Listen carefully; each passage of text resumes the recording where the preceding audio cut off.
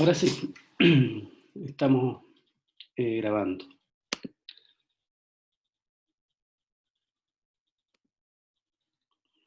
Ya, ya chicos.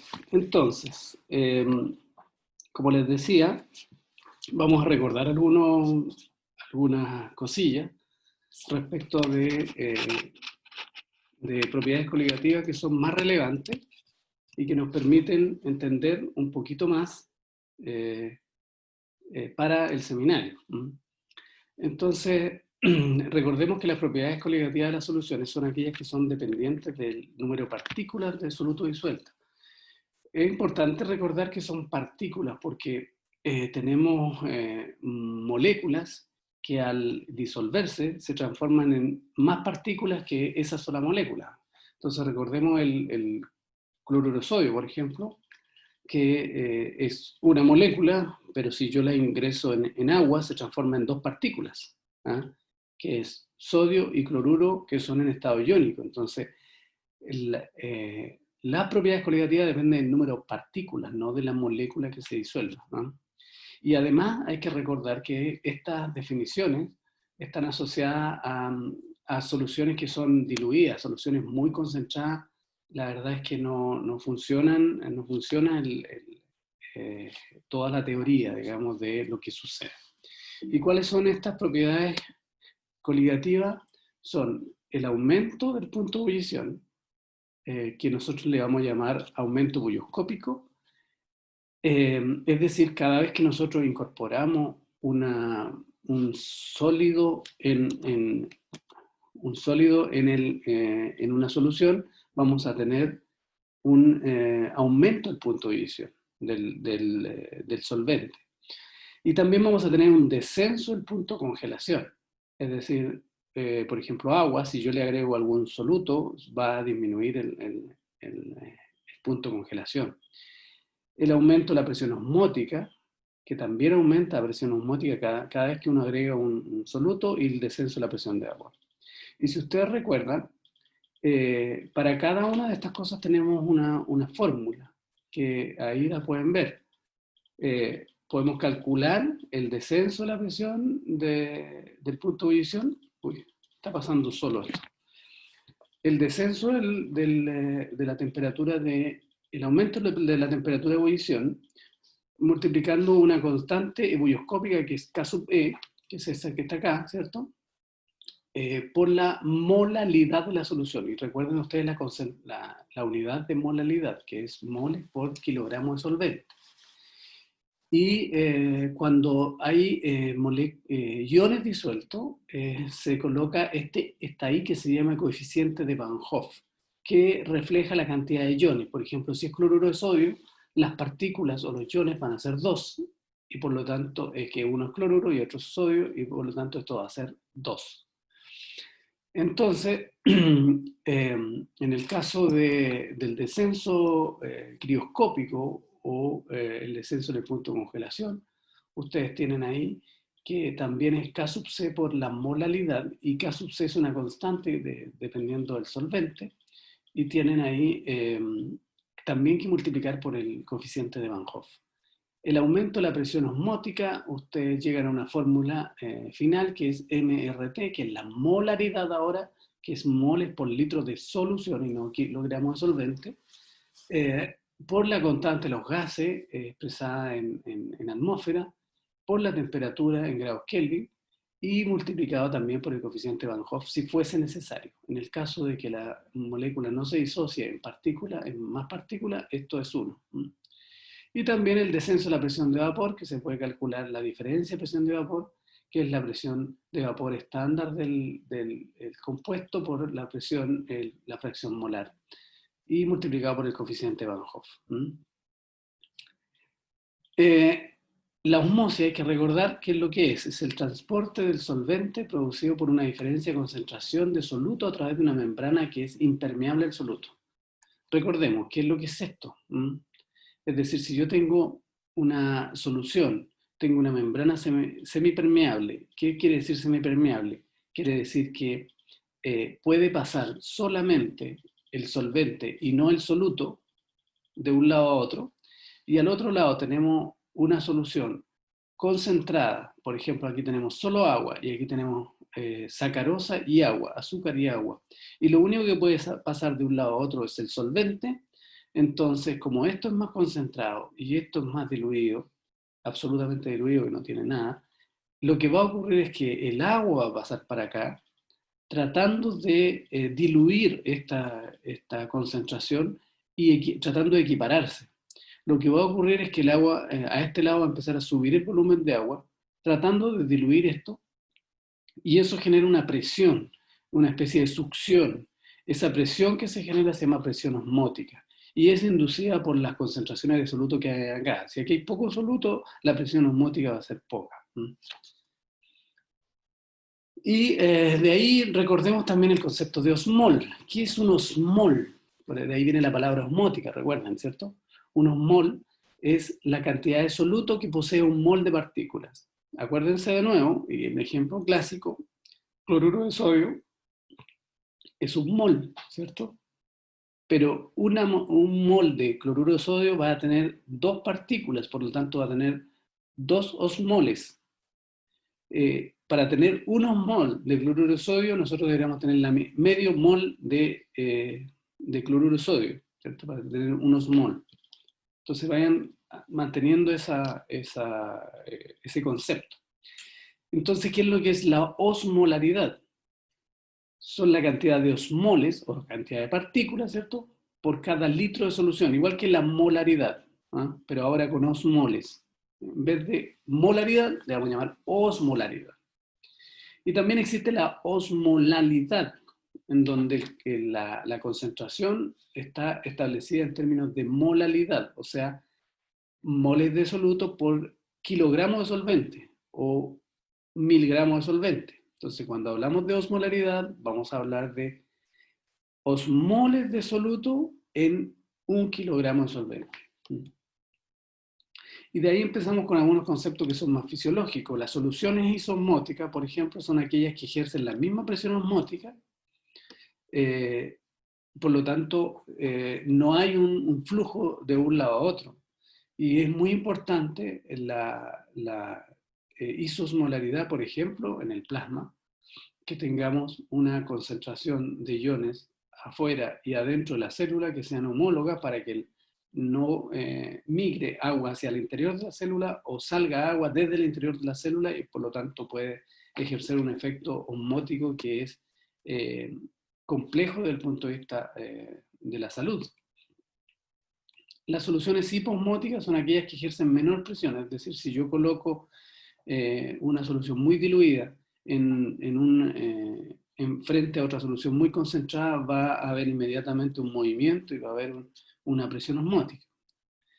Y las soluciones hiperosmóticas son las que ejercen mayor presión osmótica, o sea, más concentrada que la solución de referencia, ¿no? Pongámosle, por ejemplo, una célula y afuera le colocamos una solución hiperosmótica que puede ser un agua de mar, por ejemplo, que es muy salada y tiene mucha sal, muy concentrada, tiene muchas sales, y lo más probable es que cualquier cosa que se coloque en agua de mar, por ejemplo, células, la célula va a eliminar agua tratando de compensar la concentración que hay de sal al exterior. Por lo tanto, cada vez que colocamos algún producto en sal, se va a disminuir el volumen, se va a eliminar agua. Y eso lo vemos permanentemente. Incluso cuando nosotros vamos al mar, ¿cierto? Cuando vamos al agua, lo que sucede es que nosotros nos vamos resecando. Entonces, a ver, se me pierde la pregunta, voy a correrlo a ustedes aquí. La primera pregunta del seminario. Señale las especies químicas que se encuentran en mezcla en cada uno de los siguientes sistemas acuosos. Entonces, nos dan 3 soluciones y nos preguntan qué especies encontrarán presentes. Obviamente que ustedes vieron el seminario, trataron de prepararlo, me imagino, ojalá lo hayan preparado completamente.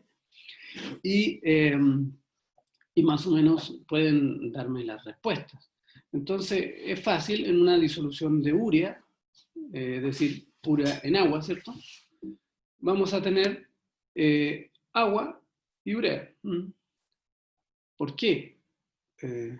oh, qué raro. Dice que la reunión se va a terminar. Se supone que el tiempo de esta reunión no, por la Universidad de Chile no tiene límite y dice que en 10 minutos se va a terminar. Voy a tener que a los 10 minutos, cuando ocurra esto, reconectarme con ustedes. Qué lata. ¿Nos conectamos por el mismo link? Sí, yo creo que con el mismo link, pero lo vamos a intentar inmediatamente porque creo que Leslie me dijo que les había pasado también, ¿ah? A ustedes, de que se habían conectado. Habitualmente no teníamos ese problema, era ilimitado. Esta es la conexión Universidad de Chile, así que me imagino que algo está sucediendo. Una lástima. Bueno, sigamos hasta que podamos. Entonces, agua y urea. ¿Por qué? Porque la urea no se descompone en partículas diferentes.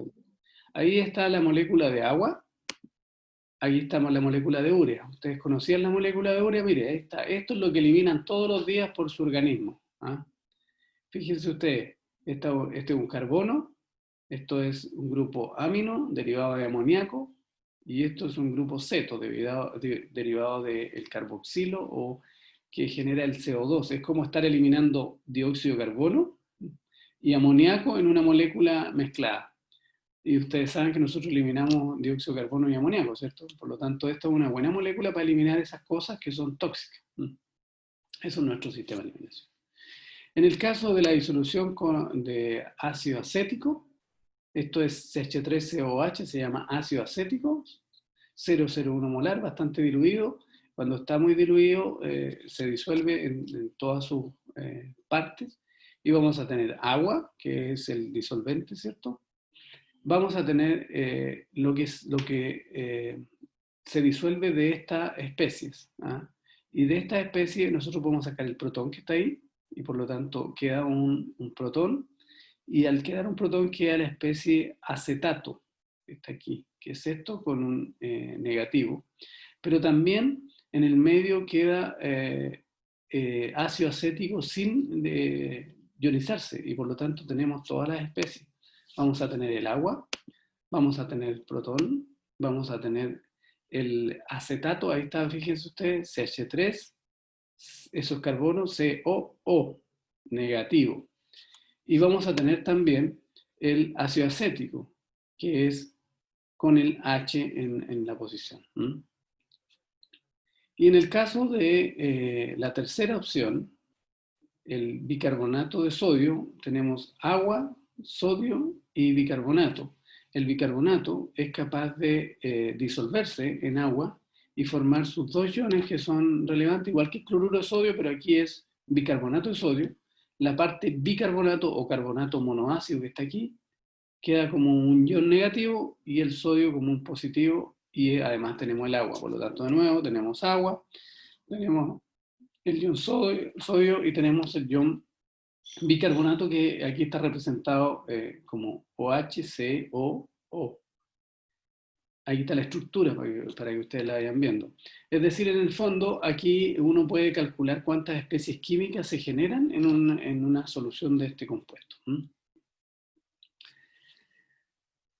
Pasemos al segundo de estas propiedades coligativas, la presión de vapor. ¿Cómo calculamos presión de vapor de una solución que contiene una cantidad? Fíjense que a nosotros nos dan una cantidad de sacarosa en una cantidad de agua a una temperatura de 100 grados Celsius. Es decir, es como agua hervida, ¿cierto?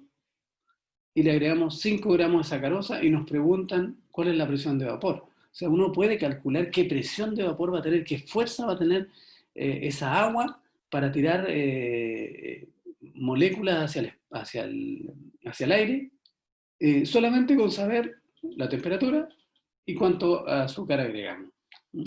Es decir, es un fenómeno que vemos todos los días, pero que podemos calcular, fíjense ustedes, la presión que generará. Y eso es importante porque nosotros podríamos, a través de la presión de vapor del agua, saber qué presión podríamos generar, por ejemplo, para hacer funcionar una máquina, por ejemplo. las máquinas a vapor, ¿cierto? Pues la presión general, ustedes han visto quizás las ollas a presión, ¿cierto? Que uno no las puede abrir cuando está a más de 100 grados, cuando está encerrada, porque la presión es enorme y la tapa puede salir a una tremenda velocidad con una tremenda fuerza. Es decir, la presión de vapor es algo importante en términos de fuerza, en términos de energía. Pero para calcular la presión de vapor de una solución tenemos que entender qué fórmula necesitamos. Después del cálculo y el entendimiento de la presión de vapor, podemos saber que la presión de vapor de una solución es igual a la presión de vapor del disolvente por la fracción molar que tiene el disolvente. Aquí usamos otra unidad de concentración que es la fracción molar del disolvente. Y otro dato que necesitamos saber es el peso molecular de la sacarosa, que es 342. Hay que acordarse de esas dos cositas. Entonces, lo primero que tenemos que saber es cómo obtener la fracción molar del disolvente, porque lo necesitamos en la fórmula que está arriba, ¿cierto? Y sabemos que hay 5 gramos de sacarosa en 100 gramos de agua. O sea, acuérdense que la fracción molar es la relación de fracciones, de moles que hay en una solución. Entonces, tenemos 5 gramos de sacarosa en 100 gramos de agua. Nos gustaría saber entonces, para calcular una molaridad, cuánto habría de gramos de sacarosa en 1000 gramos de agua. Y sabemos que hay 50 gramos de sacarosa. Vamos a tratar de sacar concentraciones. Si sabemos que 342 gramos de sacarosa es un mol, porque ese es el peso molecular que yo les mostré arriba, ¿cierto? Entonces, los 50 gramos de sacarosa, ¿cuántos moles serán? Y vamos a encontrar que son 146 moles, y que ustedes sacan esta regla de 3, y van 0,146 moles de sacarosa. Es lo que tenemos o podríamos tener por cada 1000 gramos de agua. Por otro lado, el agua, sabemos que 18 gramos es un mol. Fíjese que estamos buscando los moles de cada componente por kilogramos de agua. 18 gramos de agua es un mol. Y los 950 gramos restantes, porque acuérdense que la relación es 5 gramos en 100 gramos de agua, ¿cierto? O sea, 5 por cada 95, y por lo tanto 50 por cada 950 para llegar a 1000. Entonces si tenemos 50 de sacarosa, tenemos 950 de agua. Y si 18 gramos de agua pesan un mol, 950 gramos ¿cuánto pesa? Y tenemos 52,778 moles. Por lo tanto, por cada litro, por cada 1000 gramos, tenemos 52,778 moles de agua y 0,146 moles de sacarosa. Ahí ya sabemos cuánto tenemos en proporción. Entonces, la fracción molar va a ser la cantidad de moles de 1, que en este caso es el agua, dividido por la suma de los moles del agua más la sacarosa. Y esa proporción nos da 0,997, que es la fracción molar del agua. Es decir, la relación de los moles de agua versus los moles totales nos da la fracción molar del agua. Ya tenemos la fracción molar del disolvente y podemos calcular la presión de la solución si supiéramos la presión del disolvente. Estamos siempre hablando a una presión de una atmósfera, por si acaso, ¿eh? O sea, la presión normal. Entonces, la presión de la solución va a ser la presión del disolvente en condiciones normales, que la presión del disolvente o del agua a condiciones normales es 760 milímetros de mercurio, que es una atmósfera, ¿cierto? La condición normal, la conocida como normal. Y por lo tanto tenemos una atmósfera o 760 milímetros de mercurio por la fracción molar del disolvente, y eso nos da que la presión del disolvente es 757,9 milímetros de mercurio. Y obtenemos la presión de vapor de una solución que hace